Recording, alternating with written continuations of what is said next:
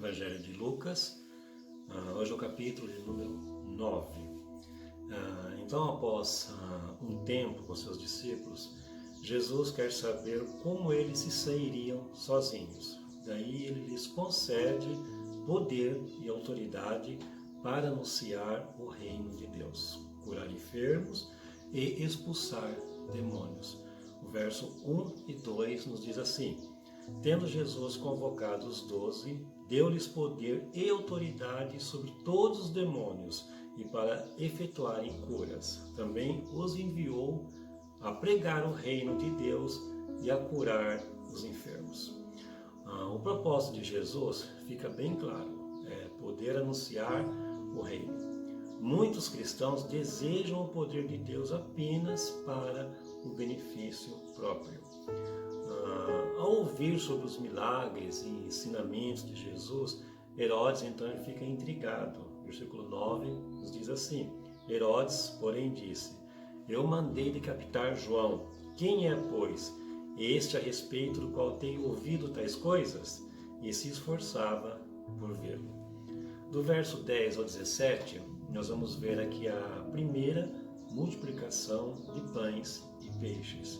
O verso 12 nos diz assim: mas o dia começava a declinar, então se aproximaram os 12 e lhe disseram: despede a multidão, para que, indo às aldeias e campos circunvizinhos, se hospedem e achem alimento, pois estamos aqui em um lugar deserto. Mas Jesus lhes diz para dar de comer a todos. Versículo 13. Ele, porém, lhes disse: dai-lhes vós mesmos de comer. Responderam eles: não temos mais que 5 pães e 2 peixes, salvo se nós mesmos formos comprar comida para todo esse povo. Então Jesus ele tomou os 5 pães, os 2 peixes, abençoou e pediu que eles distribuíssem a todos. Versículo 17. Todos comeram e se fartaram, e dos pedaços que ainda sobrejaram foram recolhidos 12 cestos. Com um ministério bem desenvolvido e bem conhecido, então o Senhor Jesus faz uma reunião, vamos dizer assim, uma reunião particular com seus discípulos e lhes pergunta: quem as multidões dizem que eu sou? Bem, elas ouviam de diversas maneiras. Os relatos dos discípulos mostram que elas achavam que ele era a reencarnação de um profeta e tudo mais. Isso fez com que ele lançasse a segunda pergunta. Não é mais uma pergunta genérica, é uma pergunta particular. Pedro é o único que tem coragem de responder. Versículo 20. Mas vós, perguntou ele, quem dizeis que eu sou? Então falou Pedro e disse: és o Cristo de Deus. A declaração de Pedro exigia uma convicção. Ele estava dizendo em um contexto judaico rígido que reconhecia que Jesus Cristo era o Salvador prometido. Parece fácil, mas não é. De qualquer forma, o que fica muito claro é que o Senhor Jesus exige que o conheçamos.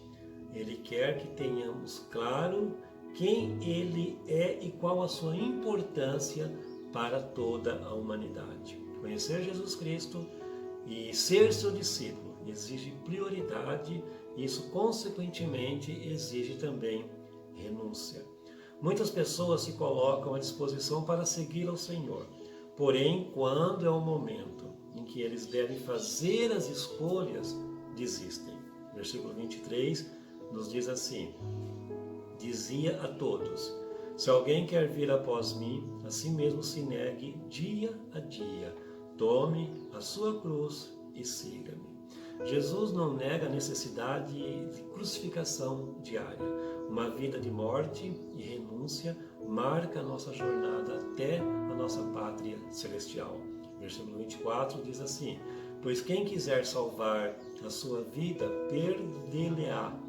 Quem perder a vida por minha causa, esse a salvará. Jesus Cristo está em um momento de revelação progressiva de sua divindade. Ele chama Pedro, Tiago e João para um monte com o propósito de orar. Versículo 28. Cerca de 8 dias depois de proferidas essas palavras, tomando consigo a Pedro, João e Tiago, subiu ao monte com o propósito de orar. Mas algo profundo aconteceu. Jesus transfigurou-se e parte da sua glória foi revelada. Suas vestes ficaram brancas e Moisés e Elias apareceram para conversar com ele. Os discípulos ficaram maravilhados. Pedro queria até ficar ali. Um misto de emoções tomou o coração dele. E de repente, uma voz do céu disse, versículo 35, e dela veio uma voz dizendo: Este é o meu filho, o meu eleito, a ele ouvi. Há muitas pessoas oprimidas em todo o mundo e apenas a mensagem do Evangelho pode proporcionar uma experiência de libertação real e profunda em suas vidas. Então, nesse episódio, um pai havia procurado os discípulos para que orassem por seu filho e ele fosse liberto, mas eles não conseguiram. O pai foi então procurar Jesus e lhe contou o que estava acontecendo. Ao saber que os discípulos não conseguiram expulsar o espírito maligno, o Senhor ficou muito irritado e os acusou de incredulidade. Versículo 41. Respondeu Jesus: Ó geração incrédula e perversa, até quando estarei convosco e vos sofrerei? Traze o teu filho. Jesus Cristo exige que, na condição de discípulos, sejamos frutíferos. Isso significa que os cativos, ao terem contato conosco, devem ser libertos. Versículo 43 a 45, Jesus começa a preparar então os seus discípulos sobre o seu sofrimento em favor de toda a humanidade. Versículo 44 diz assim: Fixai nos vossos ouvidos as seguintes palavras: O Filho do Homem está para ser entregue nas mãos dos homens. A princípio eles não compreenderam muito, mas em breve tudo faria sentido. Em algum momento os discípulos começaram a discutir ali sobre qual seria o maior no reino. E foi quando Jesus pegou uma criança, colocou entre eles e lhes disse, versículo 48, e lhes disse: Quem receber esta criança em meu nome, a mim me recebe. E quem receber a mim, recebe também aquele que me enviou. Porque aquele que entre vós for o menor de todos, esse aqui é o grande. Ou seja, a grandeza não está na notoriedade, não está na popularidade e nem na posição. A grandeza do discípulo está no servir. Versículo 49 e 50, vamos ver que certo dia João foi até Jesus com a seguinte queixa: Mestre, vimos um homem expulsando demônios em teu nome, procuramos impedi-lo, porque ele não era um dos nossos, então queria impedir que expulsasse o demônio, porque não era um dos seguidores, um discípulo de Jesus. A resposta do Senhor foi a seguinte: não impeça. Esse episódio nos ensina muito sobre a diversidade. O desconforto de João se deu porque o homem que expulsava os demônios não era da mesma, entre aspas, denominação deles. Eles achavam que eram os únicos que podiam anunciar a verdade e manifestar o poder de Deus. Jesus nos ensina o amor, a tolerância e de quem é a verdadeira autoridade. Versículo 51 ao 56, Jesus envia mensageiros para anunciar as boas novas, mas eles não creram.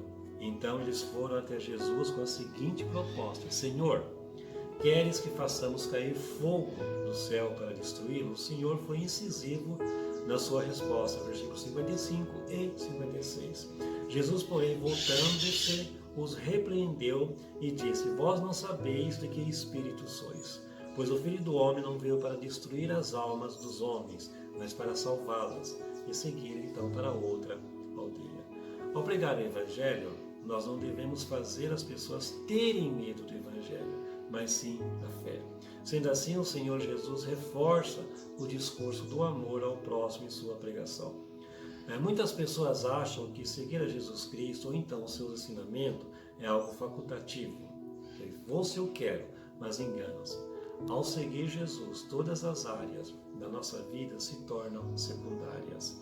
Jesus põe à prova os que querem segui-lo. Versículo 58. Mas Jesus lhes respondeu: as raposas têm seus covis e as aves do céu ninhos, mas o Filho do Homem não tem onde reclinar a cabeça.